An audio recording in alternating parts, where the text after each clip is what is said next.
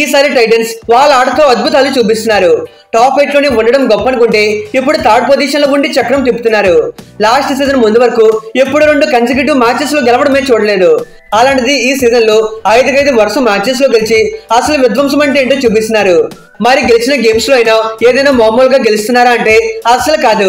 Opponent వాళ్ళకి గెలుస్తాం అని ఆశ చంపేసినట్టు మనోళ్ళు ఆట ఉంది. లాస్ట్ అరీనాతో మ్యాచ్ చూస్తుంటే ఇది మీకు అర్థమై ఉండేది.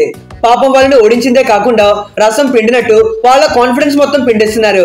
ఏదో చిన్నపిల్లలతో ఆడితే పాయింట్ ఎలా స్కోర్ చేస్తారు అలా లాస్ట్ మ్యాచ్ లో మనోళ్ళు పాయింట్లు స్కోర్ చేశారు.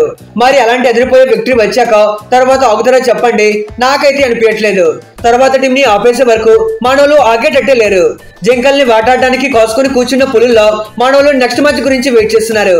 అక్టోబర్ 15న బుధవారం రోజు బెంగాల్ వారియర్స్ తో వార్కి రెడీ అవుతున్నారు. ఇక ఈ వార్లో విజయకేతనం మోగించేదెవరో ఈ వీడియోలో తెలుసుకుందాం. ఈ ప్రో కబడ్డీ ఉన్నంత కాలం మన ఛానల్లో మీరు వద్దన్న వీడియోస్ వస్తూనే ఉంటాయి. మీరు సబ్స్క్రైబ్ చేసి సపోర్ట్ ఇస్తే ఇంకా బెటర్ కంటెంట్ తో కుమ్మేద్దాం. సో వైల్ ఎయిట్ మామా ఆ సబ్స్క్రైబ్ అయితే కొట్టొచ్చు కదా. Now let's get in to the video. ఎప్పుడో అక్టోబర్ 8న అంటే 1 వీక్ ముందు టైటన్స్ వల్ల లాస్ట్ మ్యాచ్ ఆడారు. మళ్ళీ వారం తర్వాత అంటే 15న ఆడుతున్నారు. అసలే మనలో పర్ఫార్మెన్స్ కి ఫ్యాన్స్ పిచ్చకపోతున్నారు. దాంట్లో మళ్ళీ ఈ లాంగ్ గ్యాప్ ఒకటి.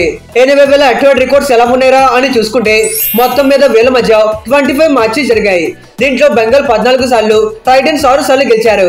మరో 5 మ్యాచ్లు టైగా ఎండ్ అయ్యాయి. నిజంగా డిఫరెన్సెస్ అయితే భూమికి భూలోకానికి అంత గ్యాప్ ఉంది. కానీ రీసెంట్ గేమ్స్ లో మాత్రం మనోళ్ళు బెంగాల్ ని ఎక్కి తొక్కిస్తున్నారు. మరి ముఖ్యంగా ఆల్రెడీ ఈ సీజన్ లో వీళ్ళొక మ్యాచ్ ఆడారు. అసలు ఆ మ్యాచ్ నుండే బెంగాల్ బ్రేకులు కట్ చేశారు. 1-2 ఏకంగా 10 పాయింట్ డిఫరెన్సెస్ తో టైటన్స్ విన్ అయ్యారు. మరి ఓవరాల్ అడ్వాంటేజ్ బెంగాల్ దగ్గర ఉన్నా దాంతో వాళ్ళకి పెద్ద యూజ్ ఏమీ లేదు. ఎందుకంటే ప్రెసెంట్ మడత పెట్టే పడితే మొమెంటం అంతా అది టైటన్స్ దగ్గరే ఉంది. First talking about Bengal warriors. అసలు వీళ్ళ గురించి ఏమని చెప్పను ఎంతని చెప్పను. దేవంకున్న టీం క్వాలిఫై అయితే ప్లే ఆఫ్ లో ఆ జోస్ అనేది ఉంటుంది అనుకున్నాం. కానీ వారియర్స్ కి ఆ అదృష్టం లేదనుకుంటా. ప్రజెంట్ 13కి 4 మ్యాచెస్ మాత్రమే గెలిచి 11th పొజిషన్ లో పాతుకుపోయారు. Recently table toppers Dabang Delhi పైన దడేలు పుట్టించే విక్టరీ కొట్టాక మళ్ళీ విన్నింగ్ మూమెంటం లోకి వస్తారేమో అనుకున్నాం. కానీ తెలిసిందే కదా వారియర్స్ కి ఆ వరి అనేది ఎప్పుడూ ఉంటుంది. ఢిల్లీ పైన గెలిచాక లాస్ట్ 2 మ్యాచెస్ లో ఓడిపోయి వస్తున్నారు. అది కూడా ఏమైనా ఫైట్ ఇచ్చి ఓడిపోయారంటే అసలు కాదు. చాలా దారుణంగా బిగ్ మార్జిన్ తో ఓడిపోయారు. ఇది ఇంకా వాళ్ళ కాన్ఫిడెన్స్ ని కిల్ చేస్తుంది. అసలు టీంలో ఎక్కడ కూడా కన్సిస్టెన్సీ అనేది లేదు. ఎక్సెప్ట్ దేవాంగ్, మిగతా వాళ్ళంతా ముంచేస్తున్నారు. ఇక్కడ వాళ్ళ గెలవాలన్న దేవాంగ్ పర్ఫామ్ చేయాలి. ఓడిపోయిన అతనే పర్ఫామ్ చేస్తున్నాడు. అంటే దేవాంగ్ తప్పిస్తే వాళ్ళకి వేరే ఆప్షనే లేదు. యూజువల్ ఒక టీంలో ప్రతి ఒక్క ప్లేయర్ బాగా ఆడకపోయినా ఒక 3-4 బాగా ఆడితే మిగతా 3 లెస్ దెన్ ప్లేయర్స్ ఏదో సపోర్టింగ్ రోల్ లో ఆడతారు. కానీ వీళ్ళ విషయంలో ఎలా ఉందంటే దేవాంగ్ కానీ మేము మిగతా 6 అతనికి సపోర్ట్ ఇస్తాం అన్నట్లుంది.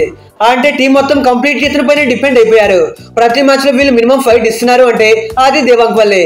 మరి అతనే లేకపోతే టీం ఎలా ఆడతారో ఊహించడానికి భయంగా ఉంది.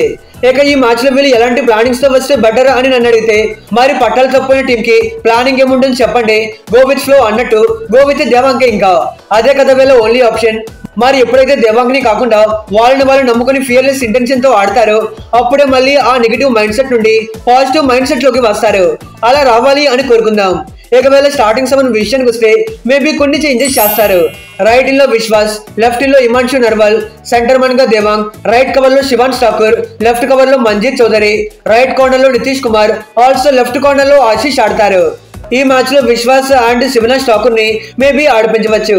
Now talking about Telugu titans. అసలు మనోళ్ళ ఆట గురించి ఎంత మాట్లాడుకున్నా తక్కువే. వైజాగ్ అండ్ జైపూర్ లెగ్ ఒక ఎత్తు అయితే చెన్నై లెగ్ మరో ఎత్తునే చెప్పాలి. లిటరలీ చెన్నై లెగ్ లో మనోళ్ళు చిత్త కొట్టేశారు. ఈ ఢిల్లీ లెగ్ లో కూడా దంచేస్తే ప్లే ఆఫ్స్ కి పవర్ఫుల్ గా వెళ్ళిపోవచ్చు. దానికి టైటన్స్ ఎంతో దూరంలో లేరు. ఎప్పటికే 13 గేమ్స్ లో 8 గెలిచి థర్డ్ పొజిషన్ లో ఉన్నారు. మరి టాప్ 2 లో ఉండాలంటే ఎక్కడి నుండి ఓడిపోకుండా ప్రతి మ్యాచ్ గెలుస్తూనే వెళ్ళాలి. ప్రజెంట్ మీరు టీమ్ లో చూసుకుంటే ఒక డిఫరెంట్ ఎనర్జీ అనేది కనిపిస్తుంది. అది ఎలా అంటే వీళ్ళకి మరీ పెద్ద టెన్షన్స్ అయితే లేవు. చాలా టీమ్స్ చాలా భయం మీద ఆడుతుంటారు. వీళ్ళకి మాత్రం ఎక్కడ కూడా ఆ ఫీర్ అనేది లేదు. అంటే రైడర్స్ నేను ట్యాకిల్ అయిపోతే ఎలా ఉంటుంది, జాగ్రత్తగా ఆడాలేమో, డిఫెండర్స్ నేను ట్యాకిల్ అటెంప్ట్ చేస్తే సక్సెస్ అవ్వదేమో, ఇలాంటి నెగిటివ్ థాట్స్ ఏమీ లేవు. గురి చూసి కొట్టామంటే దెబ్బ పడాల్సిందే అనే రేంజ్ లో ప్రతి ఒక్కరు ఆట ఉంది. మరి మైండ్ లో ఎటువంటి నెగిటివ్ థాట్స్ లేవు కాబట్టి మ్యాచ్ ఇనిషియల్ స్టేజ్ నుండి మైమర్పిస్తున్నారు.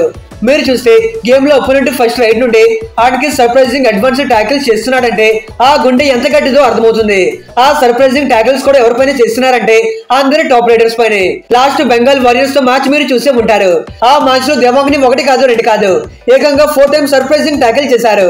నాట్ ఓన్లీ దేవాంగ్, ఆ తర్వాత యాన్, రీసెంట్లీ వినయ్ ఇలాంటి రైడర్స్ తో సంబంధం లేకుండా వాళ్ళ స్ట్రాటజీస్ ని స్ట్రైట్ గా ఫాలో అవుతున్నారు. అయితే ప్రెసెంట్ టీమ్ లో సిచ్యువేషన్ ఎలా ఉందంటే విజయ్ తో పాటు భరత్ ఫుల్లీ పికప్ లో వచ్చేసాడు. సీజన్ ఇనిషియల్ స్టేజ్ లో ఏదో మెల్లగా ఆడేవాడు, కానీ ఇప్పుడు ఆగమన్నా ఆగట్లేదు కదా, అతని ఫుల్ పొటెన్షియల్ బయటకు తీసుకొచ్చాడు.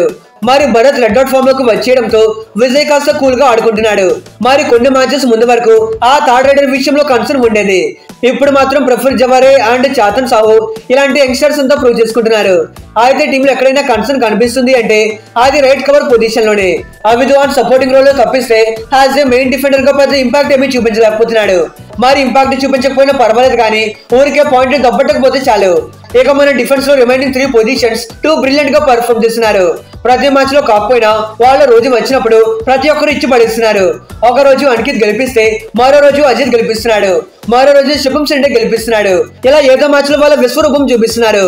ఇని స్టార్టింగ్ 7 విషయానికి వస్తే వితౌట్ నో డౌట్ ఒక్క చేంజ్ కూడా ఉండదు. లెఫ్ట్ రైడర్ గా విజయ్ మాలిక్, రైట్ రైడర్ గా చేతన్ సాహు, సెంటర్ మ్యాన్ గా భరత్ హుడా, లెఫ్ట్ కార్నర్ లో అంకిత్, రైట్ కార్నర్ లో శుభం సెండే, లెఫ్ట్ కవర్ లో Ajit Pawar, also right cover లో అవిద్వాన్ ఆడతారు. అయితే లాస్ట్ హర్యానా ప్రివ్యూ వీడియోలో కూడా చెప్పాను, కాంబినేషన్ వల్ల ప్రఫుల్ జవాన్ స్టార్టింగ్ 7 లో ఆడిపించరు అని, సబ్స్టిట్యూషన్ గా తీసుకొస్తారు అని. ఎగ్జాక్ట్లీ అలా అన్నట్టే ఇతని లాస్ట్ మ్యాచ్ లో సబ్స్టిట్యూట్ ప్లేయర్ గా తీసుకొచ్చారు. అయితే జై భగవాన్ ని ఎందుకు ఆడిపెట్టలేదు అని కొంతమంది కామెంట్ చేస్తున్నారు. Present Chetan Sahu and Praful Zaware third raiders గా ఇంప్రెస్ చేస్తున్నారు. ఆల్సో కోచ్ కూడా వీళ్ళిద్దరి పైన ఎక్స్పెక్టేషన్స్ ఉన్నాయి, అందుకే వీళ్ళని పుష్ చేస్తున్నారు. ఇక ఈ మ్యాచ్ లో బెంగాల్ వారియర్స్ గెలవాలి అంటే ఏం చేయాలరా అంటే ఫస్ట్ టీమ్ లో దేవాంగ్ లేడు, మేము మాత్రమే ఉన్నాం అనే ఇంటెన్షన్ తో ఆడాలి.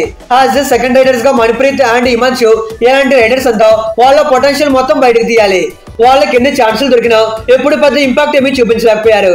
ఎక్కడి నుండైనా ఫియర్లెస్ సపోర్ట్స్ తో ఆడటానికి ట్రై చేయాలి. That to Titans defensive unit చాలా అంటే చాలా strong. Beginning of the stage నుండి అటాకింగ్ గేమ్ ఆడితే తప్పిస్తే టైటన్స్ డిఫెన్స్ కి ఆ జలక్ అనేది ఇవ్వలేరు. ఒకవేళ డిఫెన్స్ భయం మీద ఆడకుండా పోయేదేం లేదులే అన్నట్లు ఆడాలి. మరి ముఖ్యంగా డిఫెన్స్ యూనిట్ లో ప్రాపర్ కమ్యూనికేషన్ బిల్డ్ చేసుకోవాలి. ఎక్కడ తప్పులు చేస్తున్నారో తెలుసుకొని మళ్ళీ దానిపైన వర్క్ చేసుకొని వస్తేనే స్ట్రాంగ్ గా బౌన్స్ బ్యాక్ చేయగలరు.